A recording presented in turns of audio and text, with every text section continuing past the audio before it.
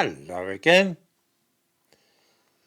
I don't think it any exaggeration to say that in modern Britain, diversity, which means nothing more in practical terms than immigrants and the descendants of immigrants from Africa, Asia and the Caribbean, is treated as being an absolute and unalloyed good.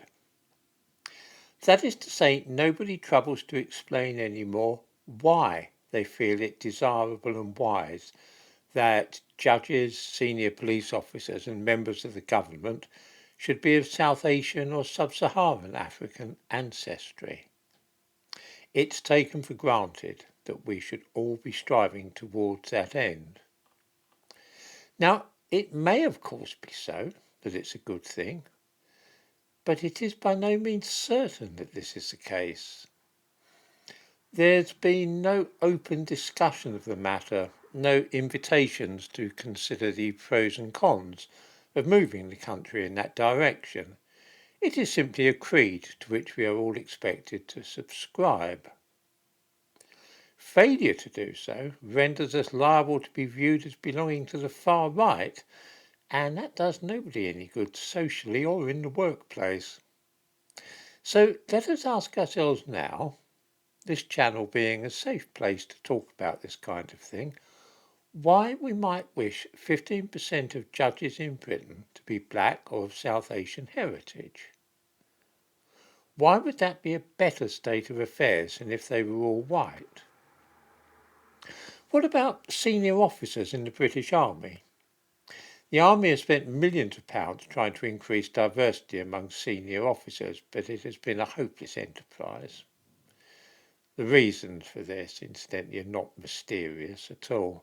Most Indians regard being doctors, pharmacists, solicitors and scientists as far more respectable occupations than being in the army.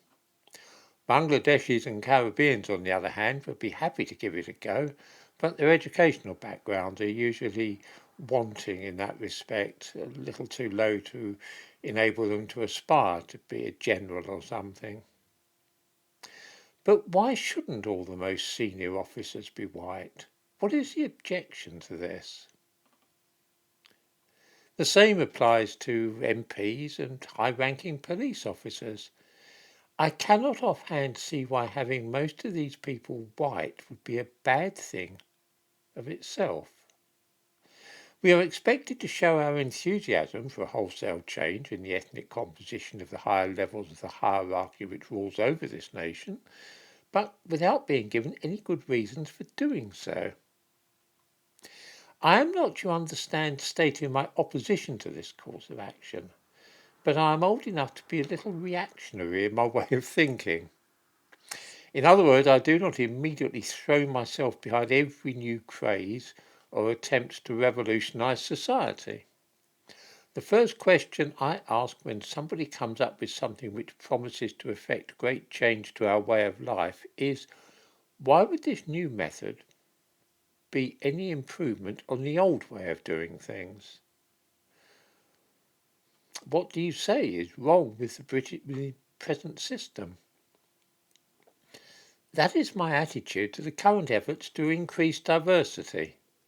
We are told that judges, firefighters, senior army officers and the police should all reflect society as a whole. Well, why should they? The old way was that these roles all went to white men, and the more important the position, the older the man. So this country was really governed and run by old white guys. The British Empire seemed to do well enough when that was the case, didn't it? Why won't it answer now?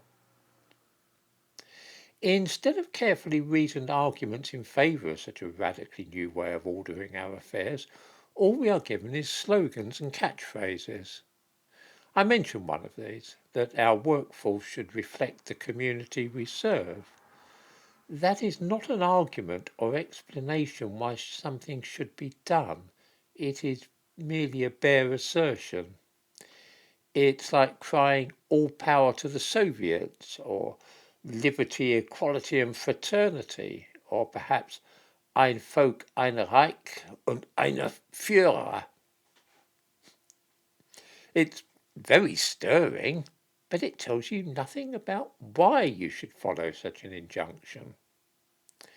I shall be interested to know what viewers think about this, and if any can explain in plain and simple terms that an old chap like me will readily understand just what is wrong with having my nation run by older white men.